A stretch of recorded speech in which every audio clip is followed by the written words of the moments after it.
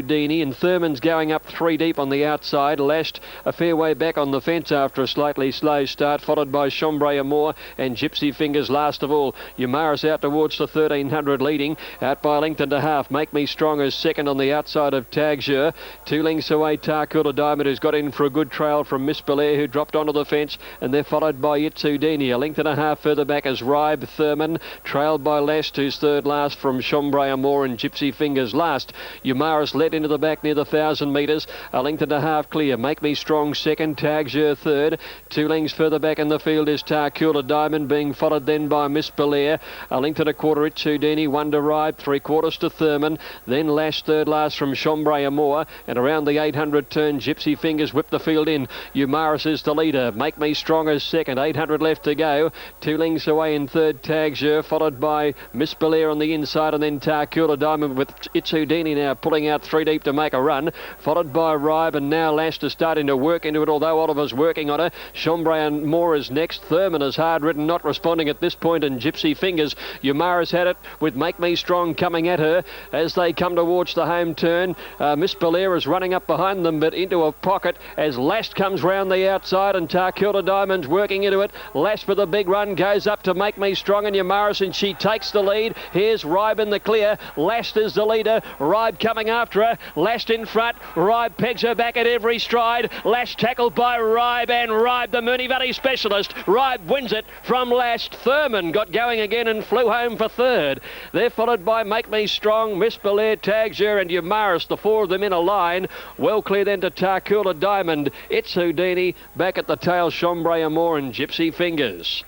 Ribe, with the experience at Moonee Valley, a telling factor, has come with a strong run to win. Number 6, Ribe, ridden by Danny Nikolic, giving Lee Friedman his third victory in the Moonee Valley Oaks, and it's only been in existence since 1996. He won it with just a runner in that inaugural year, and he dead heated with Kensington Palace a few seasons ago.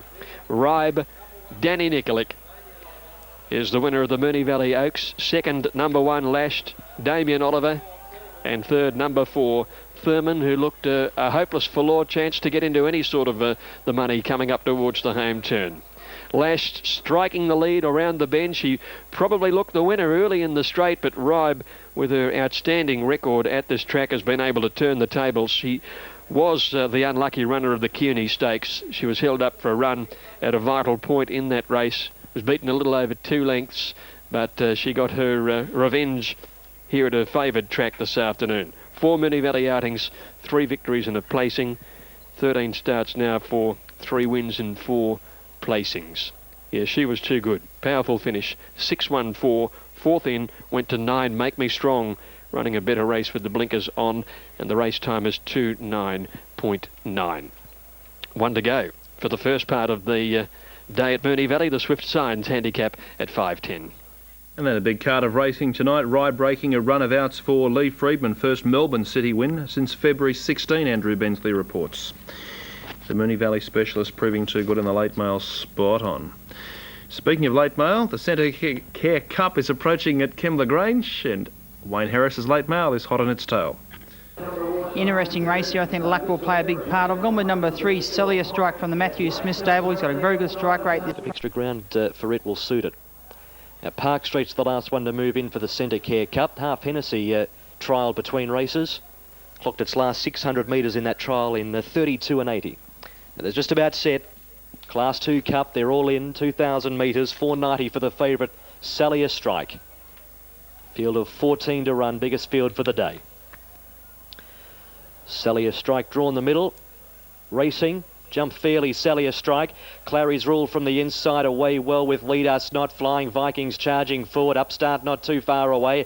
And around the outside goes Linger Longer. Heading towards the mile. Flying Viking leads a half length. Lead Us Not, Linger Longer. 2 lengths Upstart, 4th on the outside from Clary's Rule. Then in the bag from Park Street. Fly Force the inside from Arch and I, 3 deep, and Celia Strike in between those horses. 2 lengths Yaya Effendi, a similar gap to Doors. Then Dawn Fire. And last of all, Smart Gold. Gold as they head to the 1400 in the Centre Care Cup, and the front runner Linger Longer by 2 lengths Flying Viking. Park Street improves around the outside now to push on, and though followed next in the field by Clary's Rule on the inner. Next in the field, Lead Us Not. It covers it up from Upstart, Fly Force in the bag, Sally Strike. 2 lengths Arch and I, Yaya Effendi from Doors, Dawn Fire. And last of all, Smart Gold. Linger Longer at the 1,000 metres leads by a length to Park Street. 2 lengths Clary's Rule third on the inside of Flying Viking, and Lead Us Not's 3 wide. Next in the field is Fly Force on the inside from In the Bag, also travelling 3 deep. It's tracking Lead Us Not into the race.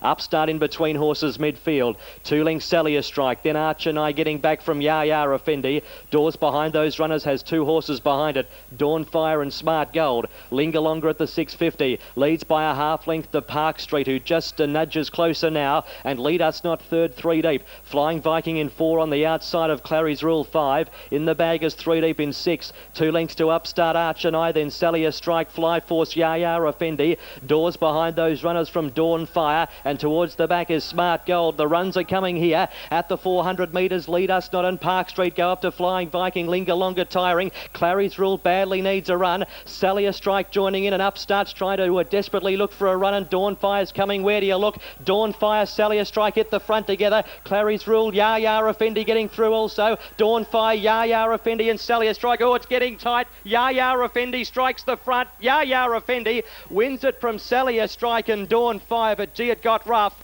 Clary's Rule and Upstart behind them, and then came Flying Viking, Smart Gold from Lead Us Not. Fly Force and Doors, then Arch and I, Linger Longer in the bag, and Park Street, who worked early, has finished at the tail. Those top 3 coming out of your Sky Ratings. Top 4, $2 for the runner-up, Sally Strike, Dawn Fire, $5.80. Mark Usher, the winning rider of Yaya Effendi, at its 4th run back from a break, and Jim Lee, the winning rider. So 14, 3 and 8. So did get very tight over the concluding stages, didn't it? There's first page of betting details, second page of betting details, Lunar Flame. Now the head-on, as we watch this, Sally Strike with the purple and pink striped captives in the middle, in between those 2 which fight it out. They do get tight over these concluding stages. The outside horse comes right in, and if there is any further news, we'll let you know from the scales. They did race quite evenly, though, once that little first bit of interference came. Yaya Effendi, number 14, proving too good, and Sally Strike, the runner-up. What was, as you saw, quite a tightly run race over the concluding stages. Looking ahead to the nation's capital, Black Opal Day, a lot of the leading jockeys are already on their way back to Sydney. Sir Kelt is the one which tops the ratings from Stylish Crown and Loyola's Lass. 4 from 1 and 3, they're number 2. Check of the latest in betting details. Let's get more trackside with Rod Gallegos. Keith Dryden, you're rather unique in racing, that you're a trainer and also a committee man here in Canberra. Yes, Rod, I've made the progression for the other half of the team. Anyway, on more important things, the race coming up, you've got 2 runners, Sir Kelt and Cape Crusader. What can you tell us? Both horses are going well at the moment. Sir Kelt was probably a little unlucky last start. Cape Crusader was first up for me. It was his first run and he ran a very credible 4th, so there's not a lot between the 2 horses.